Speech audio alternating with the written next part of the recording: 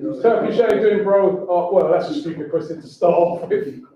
How you doing? I'm sure you're doing like we're all doing. And you've been a massive critic of the defending in particular. And today, they did everything to make somebody like you come on here and say, see, told you. Yeah, and they listen, it's never stopped, Rob. You know, they can have a couple consistent games, but overall, I think Jamie Redknapp said it after the match on Sky Sports, something about with those three centre-backs, you've got a mistake in there. And he said it's in their DNA. And that is what it is. It is in their DNA. Once you start making so many mistakes, people are just waiting for the next one. And when that's on your shoulder, more often than not, you are going to make that next one. Mustafi made about 4 today. Yeah. 3 in one bit of play. Luiz made a mistake in the first 30 seconds, trying to protect the ball, losing it. And a shot goes off to Martinez. Kolasinac made the mistake that cost the goal. All 3 of them. This is why I say every centre-back needs to be replaced. There was news that Mustafi's in contract talks. Please, no. Please, no. Because we can't be doing that, Rob. Just because a man plays good for 4 or 5 games doesn't mean we can forget the past. And there's no past to forget now. You remember today.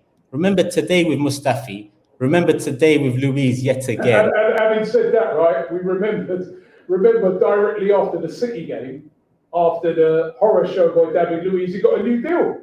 Yeah, you know, and I know that you're a person that you always kind of look beyond what's going on, and you say to yourself, well, where are we going to get to? Like, if we're giving deals to these guys, like Jamie Redknapp has said, it's in their DNA. It will happen again next season when we play we know that. Exactly, Rob. We've already re-signed one of them. We're already bound to see one of them make at least 3 mistakes throughout the whole of next season. And I think that's looking on the bright side of things with David Luiz right now. So when you're going into the season with that on your shoulder as fans, that on your shoulder as a football club, it's gonna happen. You know, it's just a ticking time bomb. And constantly over the years, the same issues keep on piping up. And them issues keep on piping up because we never address it in the transfer market. In the transfer market, we always move shy. We move like when we was a big club in terms of the way the world football looks at us, we didn't utilize that enough to remain a big club in terms of the way world football sees us. We can talk about Arsenal being a big club on paper and historically, yes, that's facts. That doesn't change. But in terms of who these players want to come to in the Premier League, we've dropped out of the top 5 clubs in terms of attractiveness in the Premier League. Well, I'll say out of the top 4, definitely. 5, 6 is debatable. But that's the team we played today, Rob. At the end of the day, things have to change in the transfer market before these cracks are finally fixed once and for all. And something that needs to change this summer, yes, people have already mentioned to me, Kroenke's paid off our debts. Yeah, and I'm seeing that happen.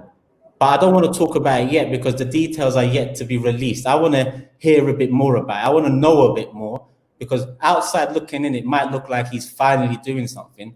But him wiping those debts are for him. It makes Arsenal Football Club a debt-free asset.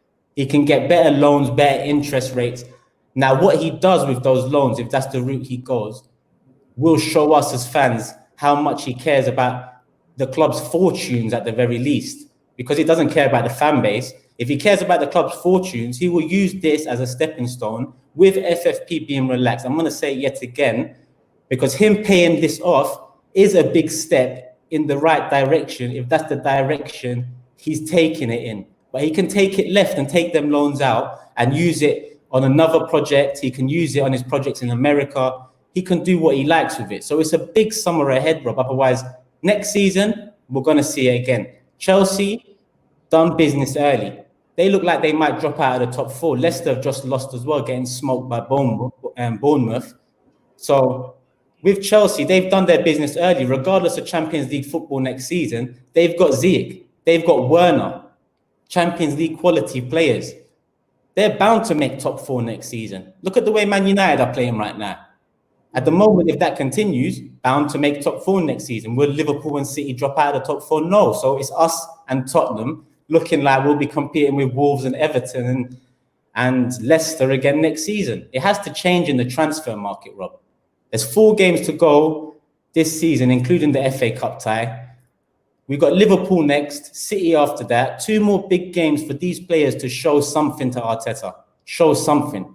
Now, in that game today, I feel like we was unlucky because it's them individuals that have cost the game again. You know, in general, we had a good game. I feel like someone like Bellerin, who I'm often a critic of, he has started attacking a bit more. He has started overlapping a bit more. There was a chance created for Aubameyang where he cut it back after beating 2 men on the right, where on another day that goes in, happy days, we move forward. Someone like Xhaka, listen, when Xhaka stepped across that man for Laka's goal, yeah, when I saw that at half-time, that's more of what I want at Arsenal Football Club. A bit of a nasty streak. Fuck it. Put yourself in front of the guy. Protect your teammates. Do what you need to do to get the win. More of that, but obviously, it ends on a sour note once again, down to the same mistakes once again, Rob. You know, and I'm sorry I'm rambling on a bit. It's just, you know me, I delve deeper into these problems because I was once that fan that was always hoping for the best around the corner. But like I said in the interview before, it's a roundabout. And here we are yet again, evidence of that same roundabout. Robbie here from AFTV. We just got to say a big thank you to everybody who follows us across our various channels. Over 1 million followers on YouTube. Don't forget, you can now also catch us on Reddit. We're on Reddit, so get involved with us on Reddit and also on TikTok. Keep it AFTV, baby, right here.